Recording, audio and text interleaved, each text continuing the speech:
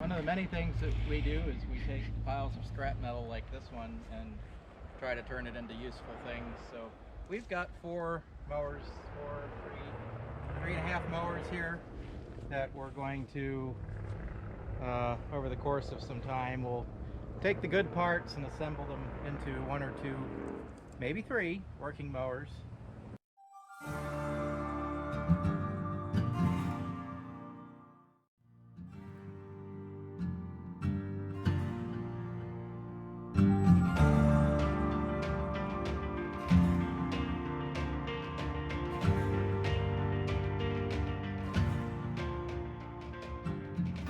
This is our shop dog, Winston. You may have seen him making a ruckus in other videos. We thought we'd do a little introduction here in case you see him just blazing past the screen off in the distance. He's a Labradoodle, so if you see him, that streak of black across the back of the screen in the background or barking too much, then that's who's doing it.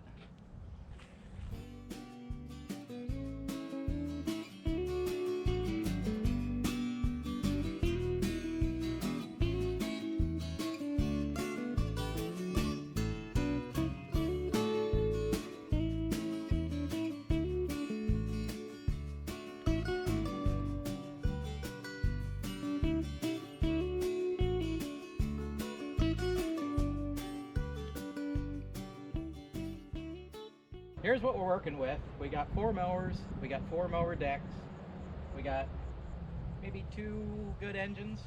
We'll do a little bit of an evaluation and see what we're working with. This one, well, doesn't want to turn. This one might be stuck, but it has oil in it, so that's a good sign. Smells a little bit like gas. That's not good, but it looks like oil.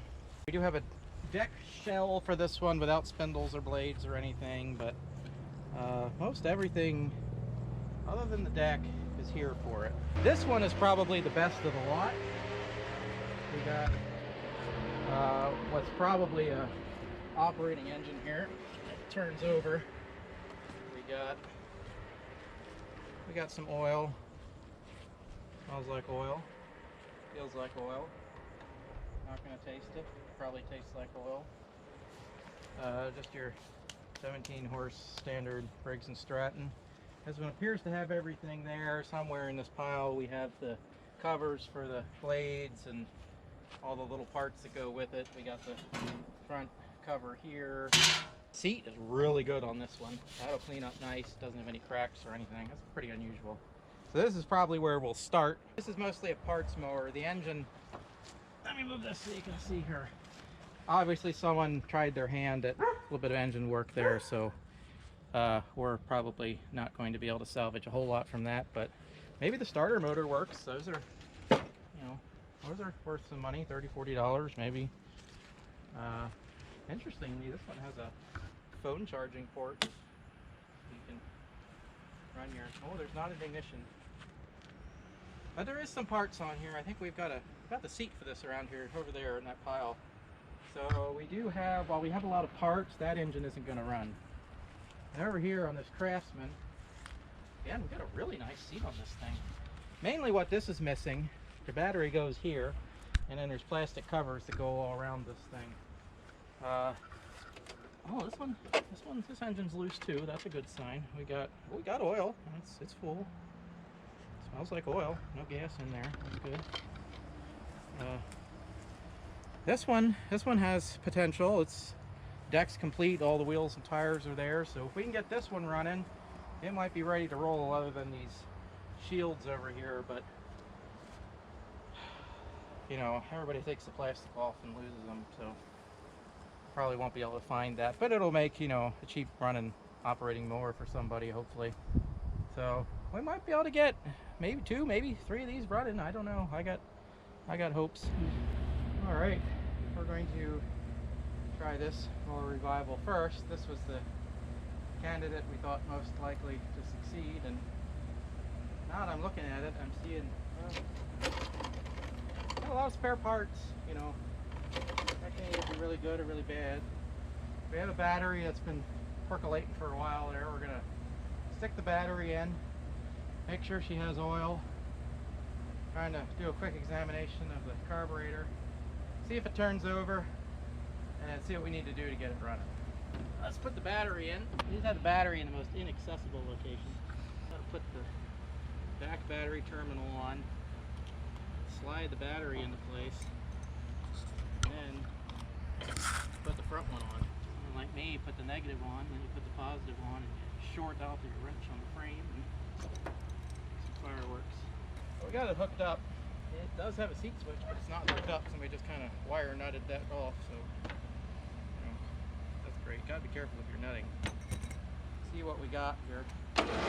Oh, we got turnage. So I'm going to pull the fuel line off here and see if we get fuel out when we crank it. I'll probably put a little fresh fuel in. Oh, we got fuel. Actually, it doesn't smell too bad. This one might have been used fairly recently. We'll just pop this off there and crank it, and we should get fuel squirting out of there if she's working. Oh yeah, we got fuel pumpage. Oh, the air filter isn't too bad. Okay, well, what I'm going to do, instead of pulling the spark plug, I'm going to check for spark by giving her a shot of ether. Since again, this is a quick project here and I'm feeling lazy today. If she fires on the ether,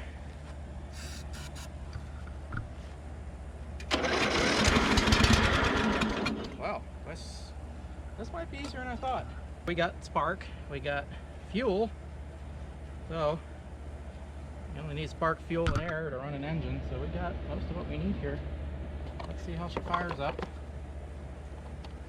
And of course, once we get the engine running, then we got to check everything else in the mower that probably doesn't work. Well, let's make sure she's still got oil in her. I think she did the other day, but she's a little low. Let's put some oil in it. Not use a funnel, we'll just pour it all over the engine. It's the dirtiest rag you can find to wipe off your oil dipstick, so the dirt goes right down into the engine.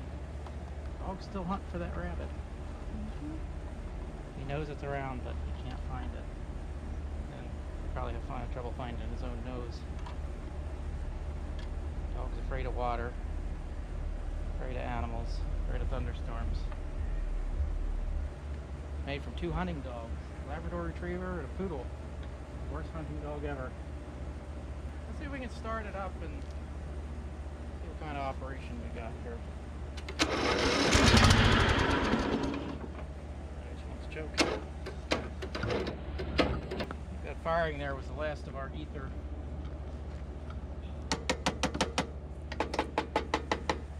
Just, massage the carburetor a little bit there. Maybe it's stuck in the needle and float.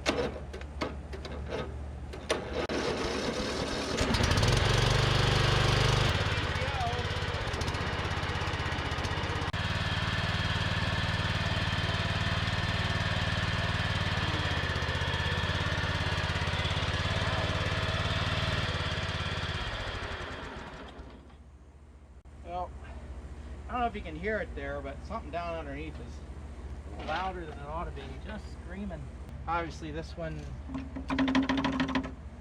she's got some issues, so that deck is 100% coming off. The left-hand drive unit gave out. Well, we have this drive unit we pulled from one of our used parts mowers, and I really have no idea whether that thing's good or bad. So we're going to clean it up. We're going to pull this drive unit and we're going to swap them out. We're going to see what happens.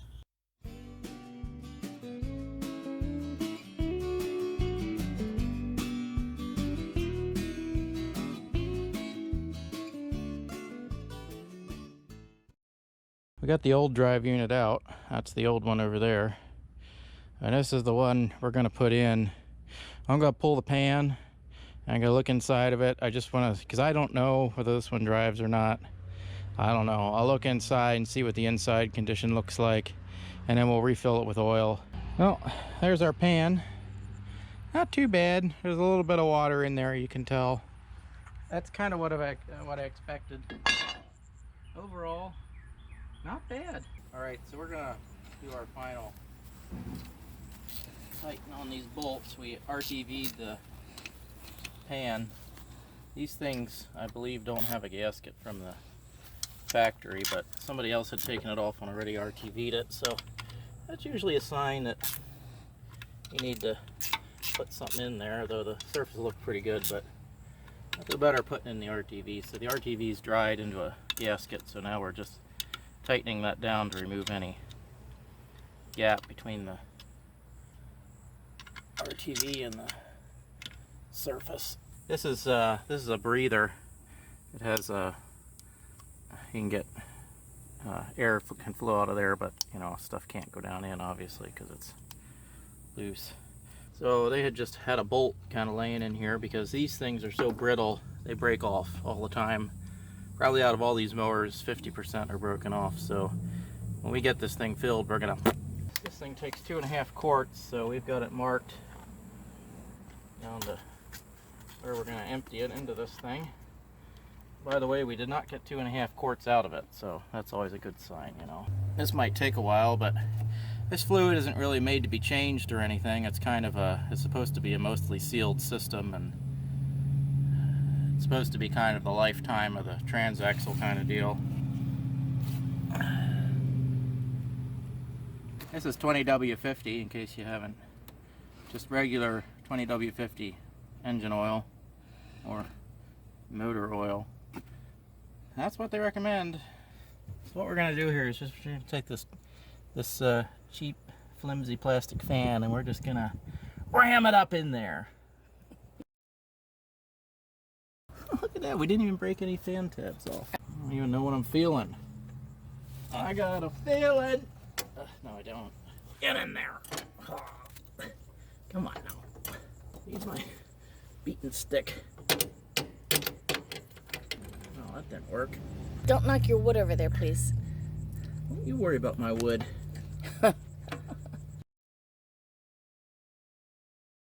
Pause. Unpause. Don't drop it again, you moron. By the way, for those of you wondering if this is how this is supposed to happen, no.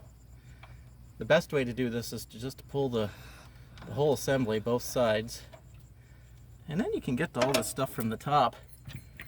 But, you know, I thought, as a public service, I would just do it the difficult way possible.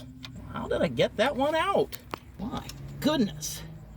Your significant other just cringes as I lay under the poorly supported, very heavy lawnmower. You gotta have talented fingers, you know.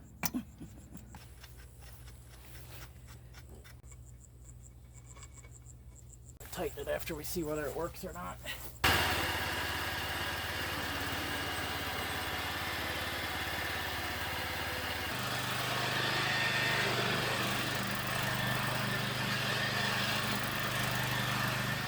We know it runs. PTO works. She drives.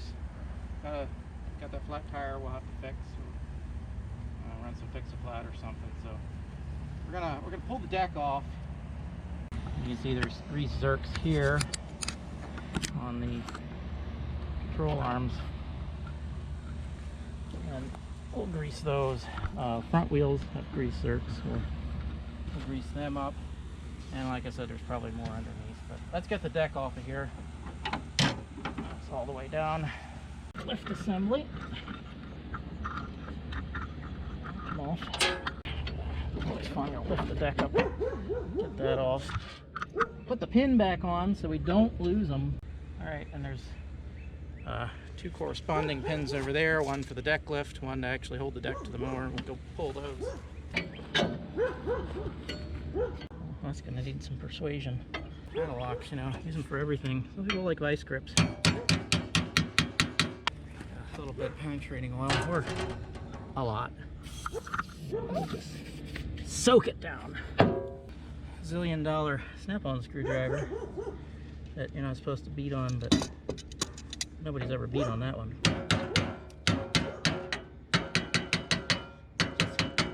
Just massage it out of there.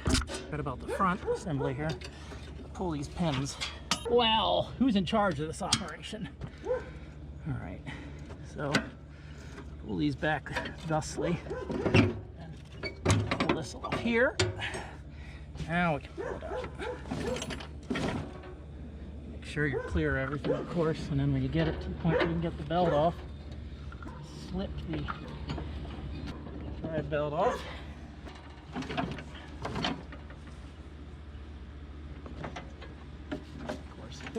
Gotta worm the belt around everything. There we go. Okay, we got a mower deck. Clearly the spindles need help. That's probably why this mower was parked, since it appears to run very well.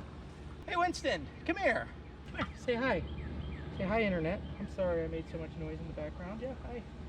Yeah, did you catch anything, huh? Alright, so we're gonna pump our tire up. It might not hold air permanently, but it'll give us an idea for how long it'll hold it. These tires are pretty old and worn. We'll probably have to put some kind of sealant or tube in there. What we're gonna do now is we're gonna fire it up and we're gonna drive it around here in a little circle around the lawn. Make sure the drives function as they should through the full range. Check the adjustment, check neutral, check the parking brake.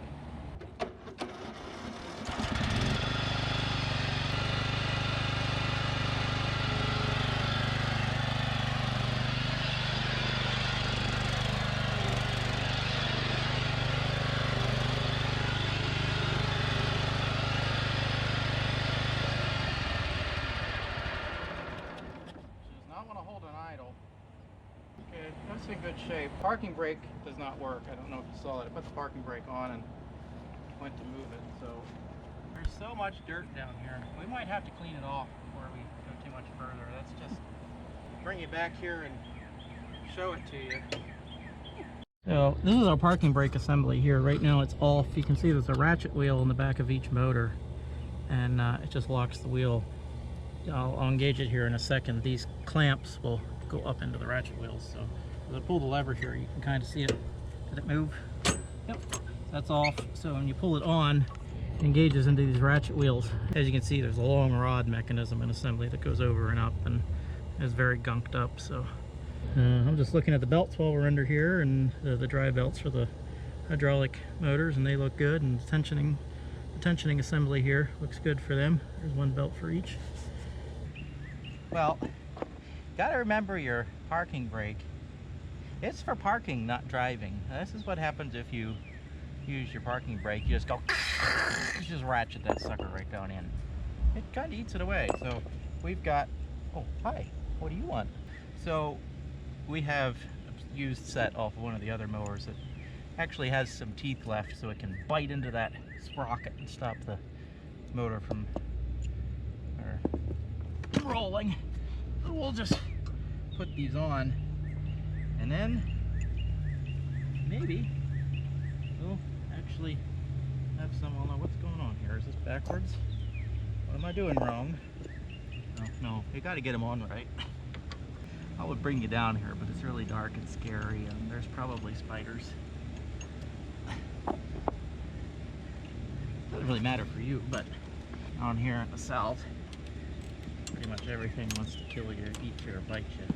So what you want to do then is definitely crawl around on the ground and just, you know, real close to nature and everything that wants to kill you and drink your blood. This is a lot harder than it looks. Get in there. How long are these screws? It helps if you turn the wrench the right way and engage the brake. Oh. Brake engaged. All right. Oh, look at that. It actually works when it has teeth in the gears. Okay, parking brake, good. On to the next task. We don't really need to do a whole lot cosmetically to this. The seat is fantastic. All of the warning labels and everything are in place. The wheels are pretty good. If you look at this wheel here, front, this one doesn't have it, but you can see how it's really close to the frame up here. That's because down here, the inside bushing in the wheel shaft is really wallered out apparently. So we're going to pull off that wheel as well at some point. It's not actually rubbing yet. It's really close. But we're going to fix that. We either pull a wheel off of a parts mower, which I'm sure we have a better wheel over there. We either pull this one off and swap the hub, or we'll pull it off and reseat the bead and get some air in there. We'll just pull this out of here.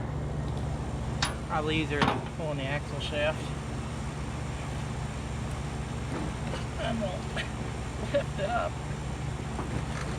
There we go. Let it down. Okay. The hub is just destroyed.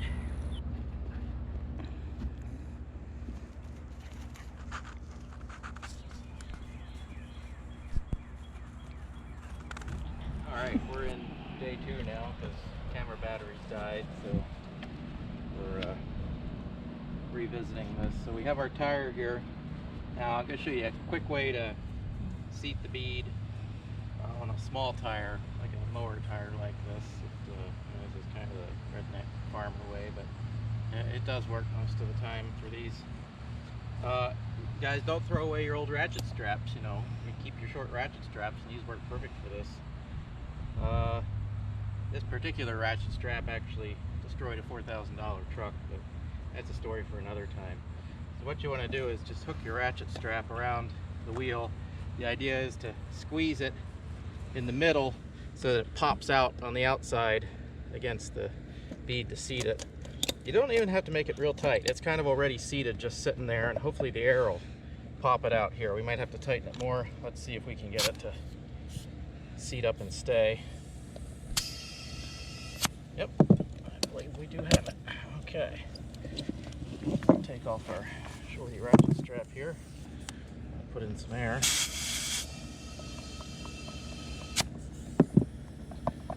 Okay.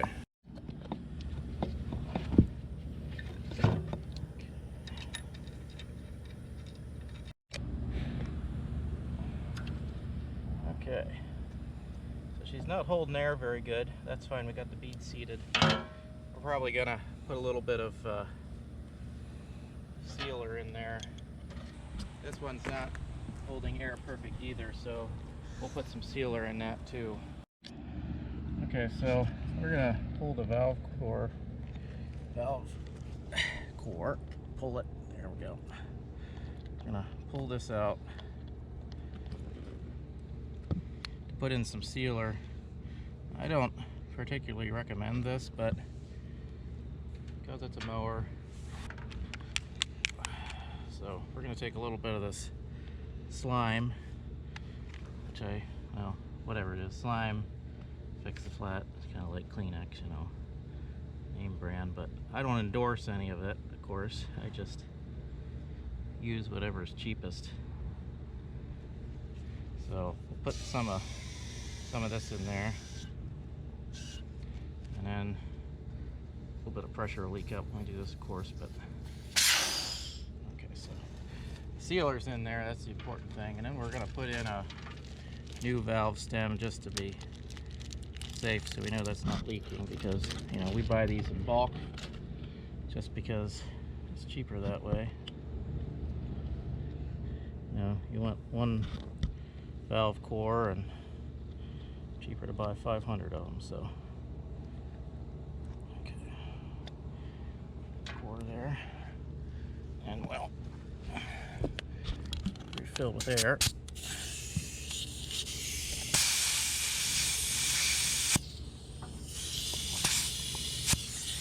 Now we're going to kind of spin it around because that stuff is in there, seal it, and it'll distribute itself, or hopefully distribute itself as it goes here. The idea is to get it all over the inside of the tire so that it finds wherever it's leaking. And this isn't a great tire, you know, it's got some sidewall issues here, and now if it's still leaking after a bit, we'll take it off and we'll put it in a bucket of water, and we'll see where the bubbles are coming from. If it's a big leak, and if we have to, we'll put a tube in it and whatever else needs done, but put a little bit more air in it now.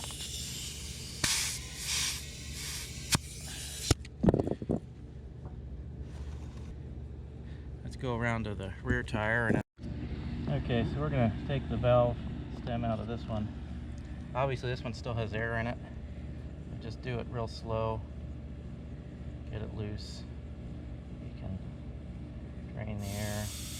Doesn't have a whole lot of air pressure in it, just enough to keep it upright.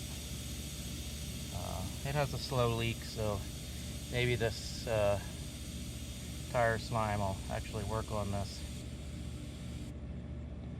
Now we'll take out the valve core and launch it halfway across the universe because there's still pressure in there. You don't have to take out the valve, the core, but it makes it easier to get the slime or whatever you're using. Again, I don't endorse any particular brand, but just makes it easier to get it in so it doesn't have to fight past the valve stem. So you could sit here all day and try to force it past there. I've done that too, but this generally works a little easier. Again, I don't recommend this method because it's kind of a emergency. You know, I don't want to pay for a tire or tube fix, but sometimes it works, sometimes it doesn't. It's an old dirty tire, but we'll see if that doesn't seal it up. And again, we'll take a big bucket or tray, fill it with water, stick it underneath and see where we get air bubbles from. But ordinarily I would spin the tire, but she's not up in the air, so you know, we'll just pretend like we did and not. So there, we spun it. Alright, so we took this out and obviously there was no grease in it, and we didn't grease it when we put it back in. If you run them without grease, they spin a lot, especially on these zero turns, and it'll just wear it down really quick. So can't find my big grease gun, but I have this little job here and it's got grease in it, so spin it around as we do it here. Get some of that grease circulated. You can see it started to come out the bottom there, so that generally means that it's getting pretty full. Shoot a little grease in too for the axle bearings.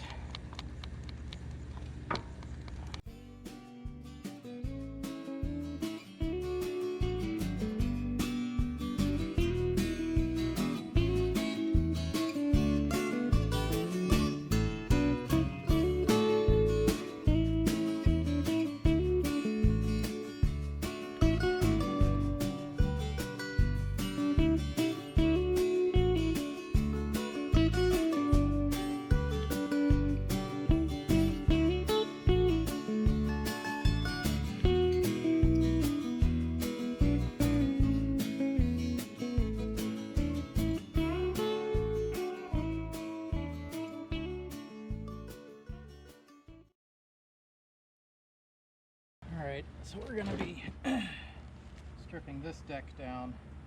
It would be okay, but we have a better deck shell over there. This one has a big hole back here, you can't see, but it's got some rust starting up here. And we're just going to start off with a nice newer shell, and we have to replace some parts on here anyway. But this spindle is completely destroyed underneath. This spindle is good.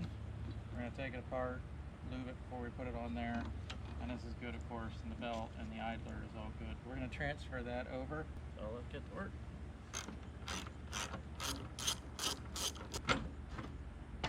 Probably should clarify that by nicer deck shell, I mean it doesn't have holes in it. Let me show you here. This is the one that we're going to use, and haven't cleaned it up yet, but obviously it doesn't have any rust holes in it yet. It's not perfect, but at least it's better than this one here that we're taking it off of. And since we have to take some of the parts off anyway, I figured, yeah, we might as well.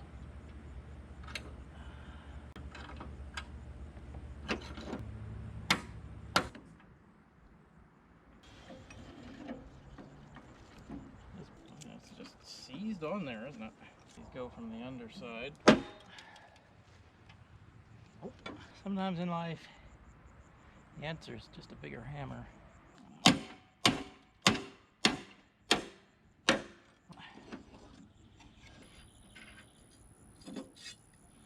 Now I can take these bolts off, and then I can separate the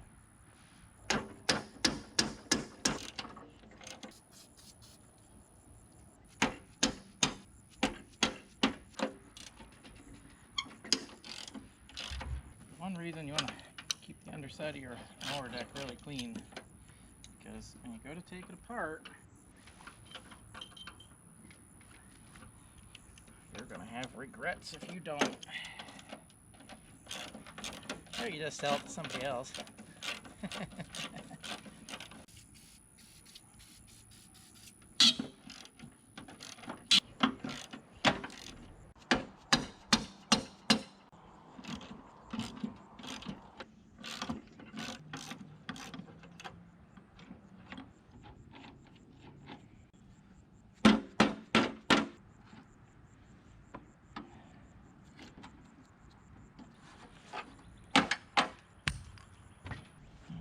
Good.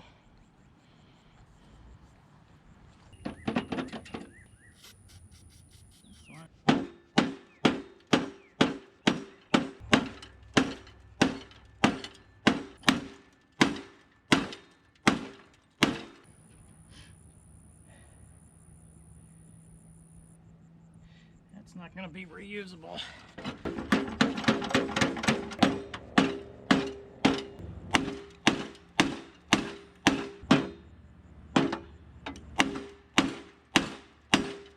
What they did is they kind of have another keyway there, like they tried to put it in wrong and then went whoops and switched it back again. It's bad.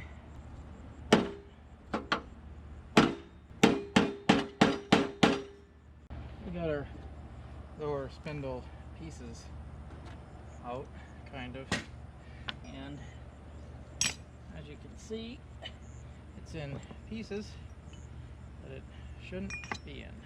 That's all for the underside.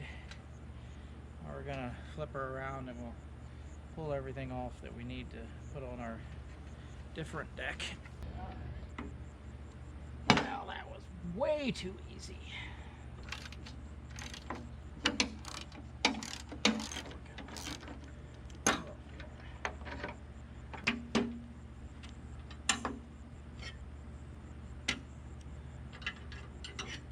Get out of here.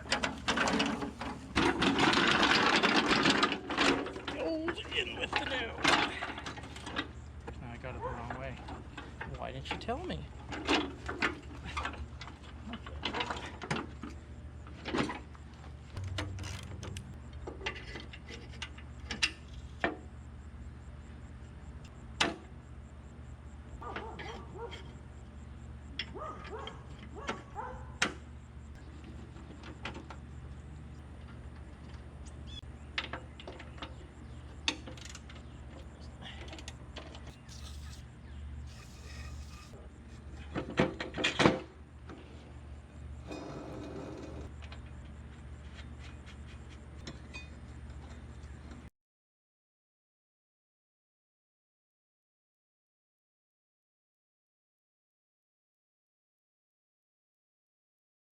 Well, we got our spindles on, got our blades sharpened, so we're gonna put the blades on, flip it over, put the belt on, make sure everything's lined up and tensioned, and then we'll put the top plastic caps on.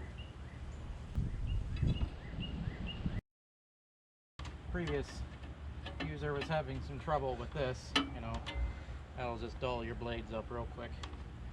What we're going to do is get out the welder and we're going to make sure that stays where it's supposed to be. So we got our blades spinning nicely. Got our belt. As you can see, it's a cog belt. This belt's, well, it was brand new when the previous owner put it on. It still has the markings on it. This deck is actually in good enough condition that it has the belt diagram here, which is very handy. So we've got our blades aligned 90 degrees. This one's pointing this way and this one's pointing this way according to our markings. So with the cog belt and the cog pulleys, they can never hit each other. We'll put this on according to our diagram here.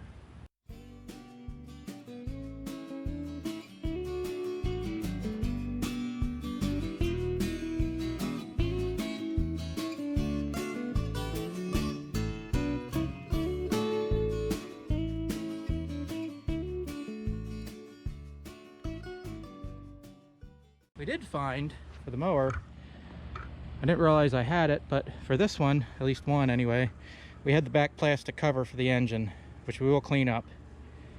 And it's just a nice cover there to kind of keep everything out of the rain and maybe not quite so dirty. She's completely put together, mechanically maintained. Everything's been oiled, lubed, checked, and I believe this one is actually complete with all the parts and everything.